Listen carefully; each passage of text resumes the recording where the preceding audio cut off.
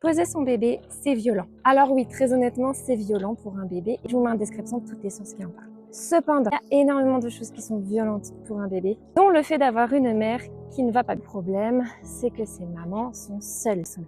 Elles sont dépassées, elles manquent de relais. Et qu'on se le dise, il n'existe absolument aucun parent sur cette terre qui n'a jamais posé son enfant, qui n'a jamais d'ailleurs violenté son enfant de quelque façon que ce soit. Le spectre de la violence, il y a énormément de choses. Même les personnes qui en parlent l'ont déjà fait. Même les animaux ont déjà délaissé leur bébé. Que ce soit face à un prédateur, que ce soit l'animal qui tombe de l'arbre, du nid, peu importe. Donc ça arrive à absolument tout le monde sans exception. Je pense que la cible ne devrait pas être les mamans. Si on veut lutter contre le patriarcat et le capitalisme, il faudrait s'adresser directement aux dirigeants et non pas aux mères qui sont dépassées, parce qu'on le rappelle, lorsque l'on est dépassé et sous stress, on est dans notre cerveau reptilien, on est en incapacité totale de prendre du recul, exactement comme un enfant qui est en pleine tempête émotionnelle, on n'est pas du tout en mesure d'entendre les messages. Les mères ne sont pas la bonne cible et on veut pouvoir faire avancer les choses en parlant aux mères, il faut leur proposer des outils concrets, une véritable aide, parce que c'est faux, les mères n'ont pas d'aide. Les psychologues, les PMI, les clubs poussés, ça n'est pas vrai que c'est une aide pour les parents. Parce qu'on ne parle pas de la culpabilité, on ne parle pas de la peur d'y aller, on ne parle pas de la peur de parler du postpartum parce qu'on a peur des placements abusifs. Donc les mères sont seules. Le but, c'est de supporter les mamans, d'alléger la charge mentale, d'alléger le stress pour qu'elles soient en mesure de s'améliorer. Il est impossible de s'améliorer en état de survie. Lorsque le cerveau est sidéré au quotidien,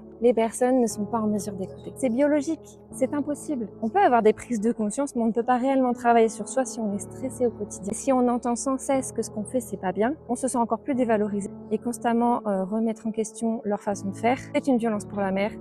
Et c'est donc une violence pour l'enfant. Le problème, c'est qu'on s'attaque pas à la bonne cible. En fait, on essaie de faire passer un message à des personnes qui ne sont pas en mesure de l'entendre, qu'on les stresse encore plus, donc on stresse leurs enfants. Donc en agissant ainsi, en ayant des discours ciblés sur les mères, on est violent avec leurs enfants. Parce que c'est pas les mères qui ont créé ce système, les mères, elles se dépatouillent comme elles peuvent dans le système.